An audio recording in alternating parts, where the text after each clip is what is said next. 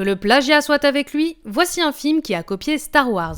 De Star Wars, on connaît toutes et tous son texte déroulant, Dark Vador, R2D2, sa princesse, etc. Il y a tout ça, mais en beaucoup moins bien, dans L'Humanoïde, film de science-fiction italien qui plagie sans aucun état d'âme l'œuvre de George Lucas. Sorti 2 ans après Un Nouvel Espoir et 1 an avant l'Empire contre-attaque, L'Humanoïde a voulu rivaliser avec Star Wars en reprenant la plupart des éléments, mais avec moins de budget et de talent. Aujourd'hui, le film est complètement oublié, il a pourtant une BO signée Ennio Morricone. Sur la paisible planète Métropolis règne le grand frère, mais son frère Lord Graal, exilé depuis qu'il a essayé d'usurper le trône, prépare sa vengeance avec l'aide de Lady Agatha et du savant fou Dr Craspin. Grâce à l'énergie appelée Capitron, Craspin va créer pour Graal une armée de super-humanoïdes. Vous suivez ? Non.